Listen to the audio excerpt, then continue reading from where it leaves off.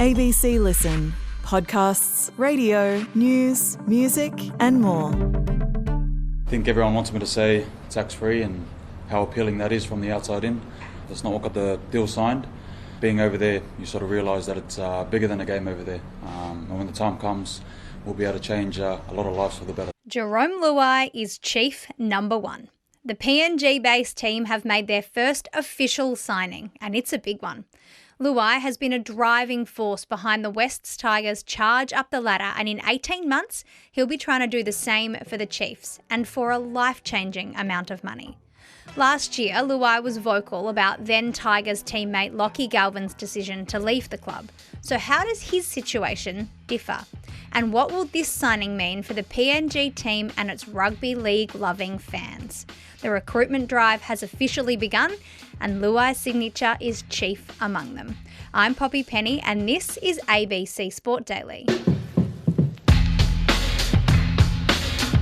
Nick Campton writes about all things rugby league for the ABC and Campo. Yesterday, all the talk was about Alex Johnston, but the news is that Jarome Luai is the first player on the Chief list. This is a big deal. What did you make of the signing? Well, I guess I'm a little bit surprised, like everyone else, Poppy. There was the reports that came out over the weekend that he was up there being shown around and touring PNG. The clauses in his contract at the Tigers allow him to entertain offers from other clubs until April 30th of each season.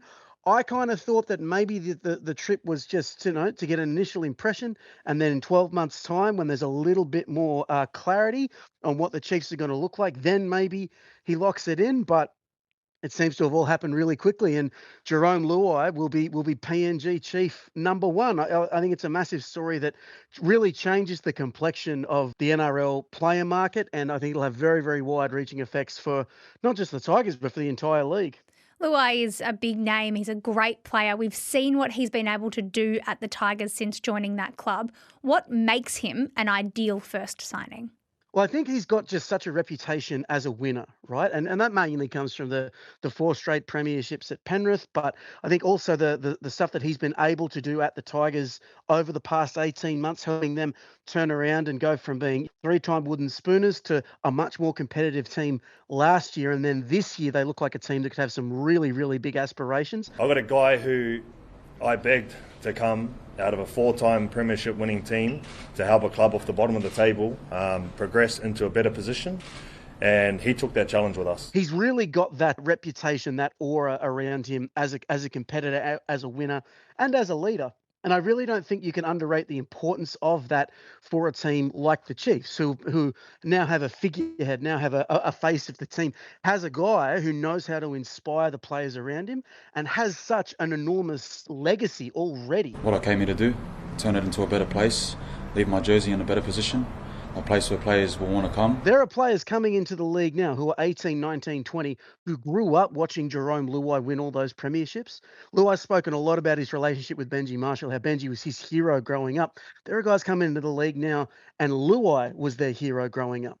I don't really think you can put a price on that. I don't think you can put a price on that sort of prestige that he brings to a team that really, really needed it. We've seen with the Bears how hard it's been for them to sign like a player of Luai's class or experience, and now the Chiefs have got one. A long way out from their first game or even their first preseason, they've landed a really, really big fish. One thing about Jarome is he's been transparent through the whole process, and we sent him there with our blessing to explore that opportunity. And I had a guy in my office who was a bit broken down, emotional about making the decision that clearly wasn't just about himself, his family, and an opportunity that was simply too good to refuse. What does this team and what does this signing mean to PNG?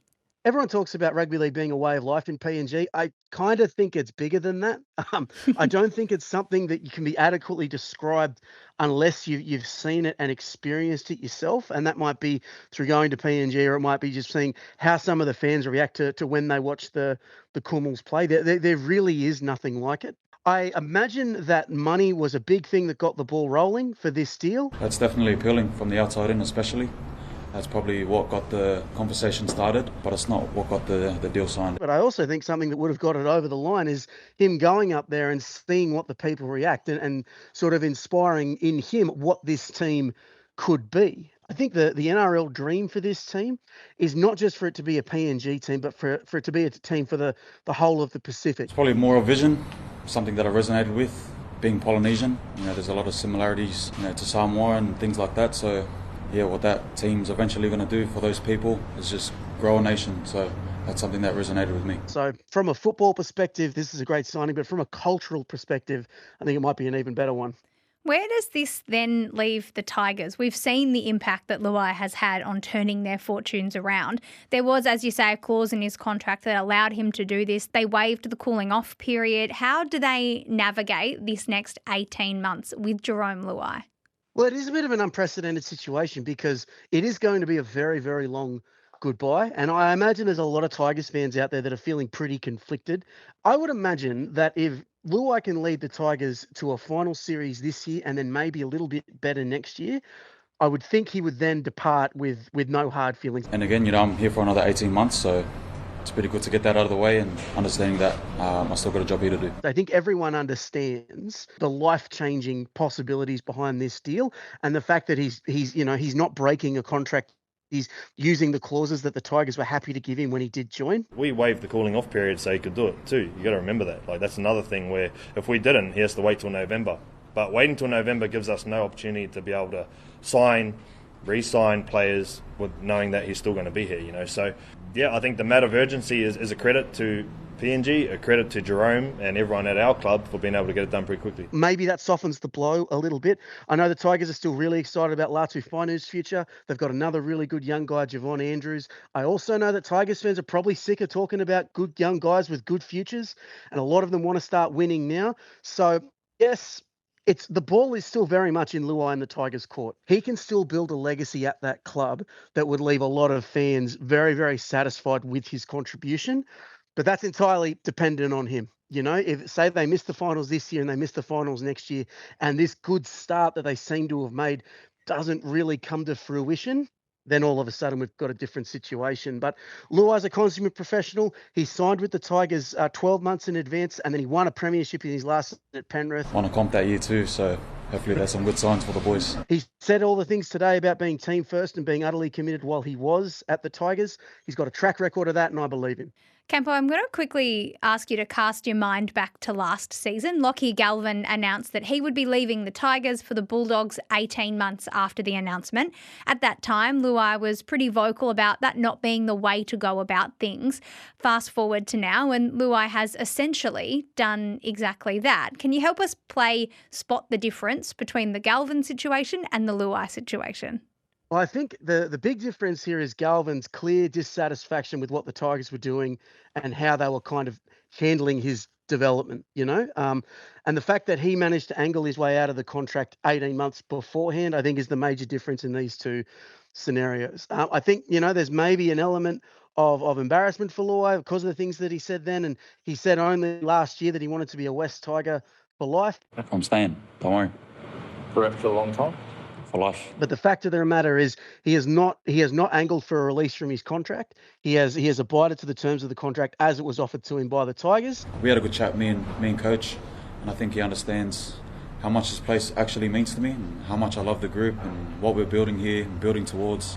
And he sort of reinforced to me, I'm here for 18 months and we got some special things to do. And I think Luai has had a transformative effect on that club and is being offered a transformative deal by this PNG team that I think it's very different to Galvin, who in my eyes, maybe hadn't earned the sort of grace that Luai has because of Luai's weight of achievement and because of Luai's acts as a leader over the time he has been at the Tigers. It's a tricky one, two different situations, and I'm going to be an adult about it and not drag Lockie into something that he's not a part of. He's got a big part to play in his own team now, but it's two different situations, bro.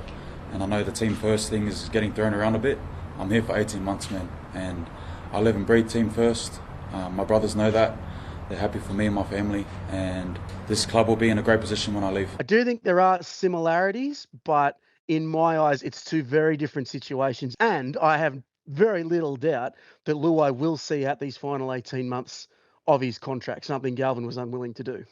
The other name that was floating around yesterday is Alex Johnston, the all-time leading try scorer in the NRL. This news broke first, and AJ told his teammates yesterday morning, yet Luai is named as player 001. What is going on here?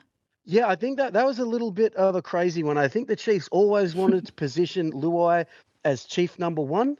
I think they really wanted to come in and make a big splash with that signing. Like I said, this Luai stuff has happened really quickly. Johnson's a little bit different. He's been linked to the Chiefs for a little while now.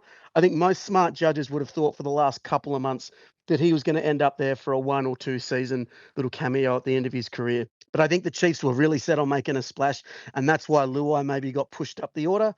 And the Johnson stuff has kind of been overshadowed a little bit, but that's still another really good signing for the Chiefs. It's not just the cachet being able to say we've signed the greatest try scorer in Australian rugby league history, which is, a fantastic bit of copy. To Sullivan, releases Mitchell on the left edge, Johnson on the outside of open space, they're chasing him, they won't catch him, Alex Johnson goes in to score, it's a moment in rugby league history. But it's also they've signed a guy who has existing links to the country. Alex Johnson's been playing for the PNG Chiefs for a really long time. He's already got a presence there.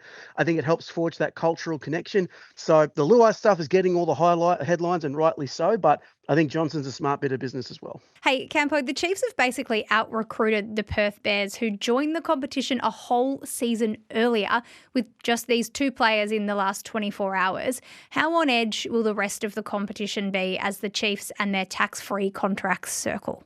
I think they'll be extremely on edge. This has really flipped the script on anything that anyone thought was possible for the PNG Chiefs. I think the Bears have signed a lot of competent and consistent first graders, but they start their first preseason in about 6 months, and they don't have a star of Luai's calibre or a player of Johnson's reputation. And all of a sudden, when you compare it to the unfathomable riches that PNG is throwing around, the Bears look like hopelessly outgunned. And now that the Chiefs have come in and been able to sign Luai like this, almost anything really feels possible. I wrote a story about it this morning, and I called it the greatest gold rush that rugby league players have had probably since the Super League war, because that's kind of what it is now. Luai, by signing on the line that is dotted, Luai has taken all of that stuff about $600 million budgets and tax-free contracts, and he's taken that from an abstract thought to a reality. Benji Marshall said in his press conference today, I don't think anyone was probably that worried about it before until now, So, yeah, it's realistic. If you're chasing more money and a better deal, then there's great opportunities there for you, So I think for every club, probably need to be on their toes for a bit. The new player has entered the game, and they have an economic power that no other team in the competition can match. Not the Broncos, not the Storm, not the Roosters, not anyone. I was thinking about what Jarome Luai was walking away from when he goes from the Tigers to the Chiefs. So at the Tigers, he's the face of the club. He's the primary playmaker. He's the captain. He is at the forefront of the improvement they've had over the last 18 months. He will be at the forefront of any subsequent improvement they have in the rest of his time there. He's been coached by his childhood hero. It's a fan base that absolutely adores him. And all of that didn't add up to what the PNG Chiefs could offer him. So if they can prize a player like that from a situation like that, they can do anything. Money can buy happiness as long as you have enough of it, and the Chiefs have more than anybody else. Nick Campton, it's going to be a very interesting next 18 months. Thanks so much for your time. No worries. Thanks, Bobby. Headlines. Less than 24 hours after sacking Paul Guerra, the Melbourne Demons have announced their new CEO will be Executive Director of Stan Australia, Dan Taylor. President Steve Smith fronted the media today, saying it was a unanimous decision. There was a loss of confidence in his ability to lead the club and a breakdown of relationships with the board. Brian Cook will serve as CEO in the interim until Taylor takes the reins in the coming months. Staying with AFL and changes to the draft bidding system have been confirmed. Among other things, it'll mean that there is greater emphasis placed on the value of father-son and academy picks taken higher in the draft, which has been a topic of much interest in recent years. Dacos and Ashcroft brothers. And in the MLB, Travis Bazzana has made his debut for the Cleveland Guardians. The Australian was the number 1 overall pick in the 2024 draft. He went 0 for 2 with a pair of walks, but the highlight might have been his walk-up song. Oh, this is a patient guy. Did you hear what they were playing? Well, Is that at work? Down under. Yes, I knew it. They had to be. I'm Poppy Penny, and this is ABC Sport Daily, produced by Declan Byrne. Thanks to the MLB for the extra audio used in this episode.